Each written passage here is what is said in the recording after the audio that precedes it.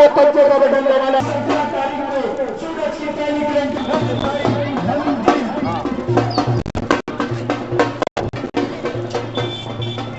जब जब ये लोग हारते हैं तो ये धर्म की राजनीति करते हैं। सड़कें नहीं है, नर्मदा जी का जल नहीं है, घर परिवार सब त्यागना पड़ेगा और जनता के लिए लड़ाई लड़ना पड़ेगी।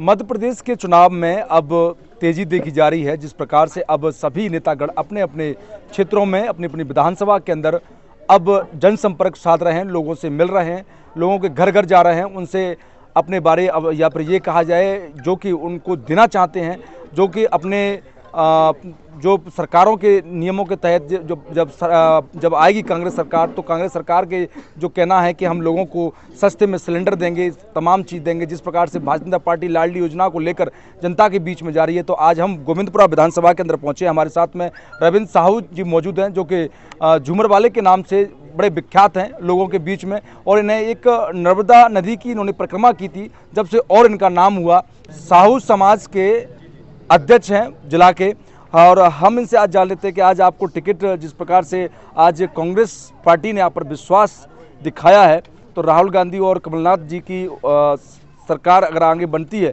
तो क्या आप जनता के लिए आश्वासन कर रहे हैं इस समय? क्योंकि आपके सामने एक बड़ी चुनौती है। निरंतर आप देख रहे हैं, पहले बाबूलाल गौर इस विधानसभा से रहे, अब उनकी पुत्र वधू भी चुनाव आपके सामने लड़ रही हैं, एक मजबूत कैंडिडेट है। क्या अब लग रहा है कि जनता के बीच में क्या इस बार आप सीट निकालेंगे, जो आपने कांग्रेस पार्टी से विश्वास दिया है कि हमें टिकट दी जाए और हम इस पर खरे उतरेंगे?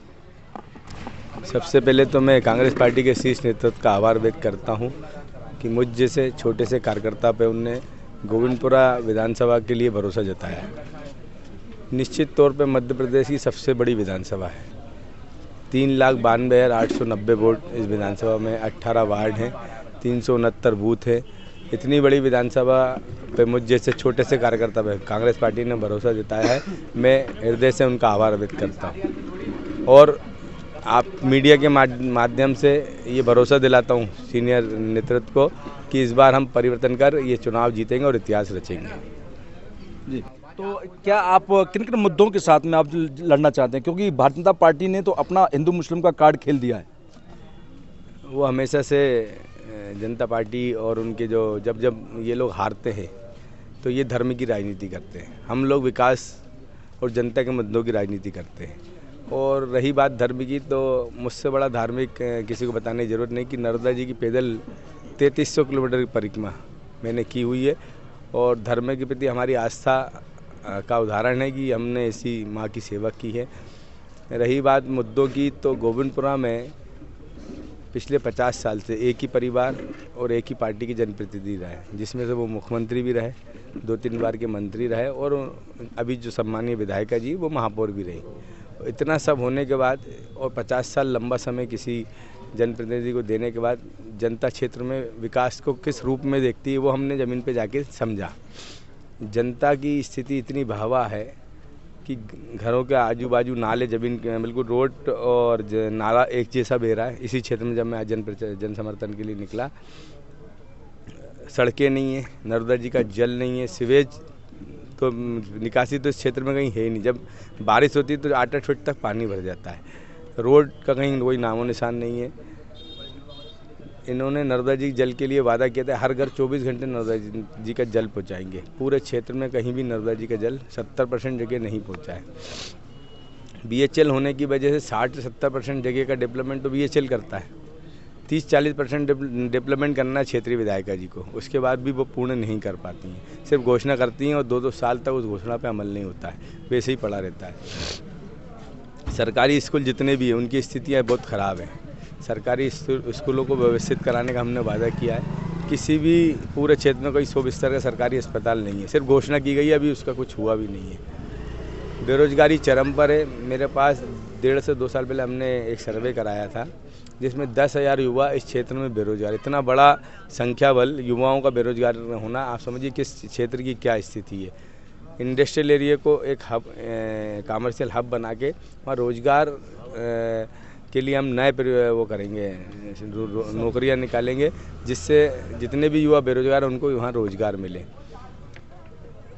बीएचईएल में स्थिति ये है कि जब स्वर्गीय जवाहरलाल नेहरू जी ने यहाँ बीएचईएल की स्थापना की थी, जब बीएचईएल में 24,000 से ज़्यादा एम्प्लॉय हुआ करते थे, आज 4,000 एम्प्लॉय बचे। इन्होंने बीएचईएल ख़त्म करने का पूरा प्लान किया हुआ है। जो अपना जम्बूरी मैदान है वहाँ सिर्फ सभाएँ करते हैं, क्योंकि इनका वहाँ पर उस जम्बूरी मैदान में या तो कोई आईटी पार्क होना चाहिए था या एक इंटरनेशनल स्टेडियम क्रिकेट का होना चाहिए। ये भी मांग हम जब मुख्यमंत्री आदरणीय कमलनाथ जी 3 तारीख को शपथ लेंगे, 3 के बाद जब भी शपथ का समय रहेगा उसमें हम उनसे निवेदन भी करेंगे। और मैं यहाँ पे जनता को बोल भी रहा हूँ कि इंटरनेशनल भोपाल में बना भी नहीं क्रिकेट ग्राउंड, तो क्यों आप कह रहे हैं कमलनाथ जी शपथ लेंगे पर, लेकिन भारतीय जनता पार्टी कह रही है हमारी सरकार, हम तो 150 पार जाने वाले हैं। देखिए, आप लोग सब मीडिया हैं, अभी मेरे पास जी न्यूज़ का सर्वे मैंने 6-8 दिन पहले देखा था, ओपिनियन पोल एबीपी का देखा था। एबीपी ने 125 सीटें हाईएस्ट बताई थी और जी न्यूज़ ने 140 से 150 बताई है।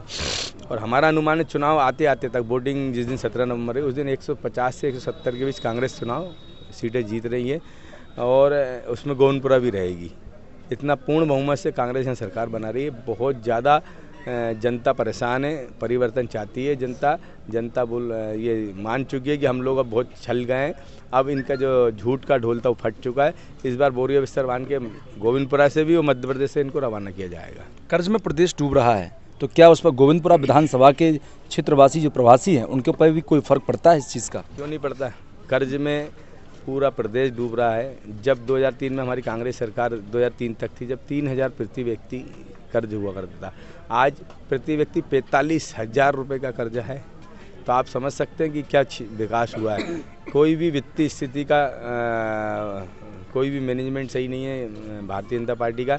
इन्होंने सिर्फ 50% कमीशन सरकार चलाई है। पूरे सरकारी तंत्र ने भ्रष्टाचार किया है, सरकार ने भ्रष्टाचार करती है। काला धन बांटा जा रहा है, अखबारों की सुर्खियों में आपने पढ़ा होगा। 100% सरकार 20 साल रही है, तो काला धन तो होना ही है निश्चित तौर पे। 50% कमीशन चला है तो काला धन रहेगा ही रहेगा। कांग्रेस की तरफ से भी? कांग्रेस की तरफ से कांग्रेस सरकार में रही नहीं तो क्या से धन बांटा जाएगा। कांग्रेस के पास तो धन ही नहीं है। हम लोग खुद अपने मेहनत खून पसीने से कमाई से चुनाव में जो भी थोड़ा बहुत पैसा खर्च कर सकते हैं वो कर रहा है। लाडली योजना को लेकर क्या कहते हैं? जिस प्रकार से हर जगह ढोल पीटा जा रहा है कि लाडली योजना को लेकर पैसे दिए जा रहे हैं जिससे कि महिलाओं का उनका सहयोग होगा, गरीब महिलाओं का सहयोग होगा, अपने बच्चों के लिए ड्रेस लाएंगे, इस प्रकार की बात मंच से कर रहे हैं शिवराज सिंह चौहान और नरेंद्र सिंह तोमर ने भी कहा। आदरणीय मुख्यमंत्री शिवराज सिंह जी चौहान को घोषणावीर का जो अवार्ड मिल चुका है वो उसमें माहिर हैं। आप देखिए, पिछले 18 साल उनकी सरकार है, 1.5 साल कांग्रेस की रही। उन्हें जब लाडली बहना योजनाओं की याद ही नहीं आई, उन्हें अपनी बहनों को भांजियों की याद नहीं आई। जब उन्हें लगा कि इस बार भी भाजपा का सुपड़ा साफ होने वाला है तो उन्होंने 3 महीने पहले महिलाओं को 1,000 रुपये का घोषणा की। जब कांग्रेस का वचन पत्र आया उसके पहले ही उनने 1,000 रुपये, उसके बाद 1,000 रुपये की घोषणा की। जबकि हमारे कमलनाथ जी मुख्यमंत्री जो होने वाले हैं उन्होंने 5 साल के लिए 1,500 रुपये देने का बोला है।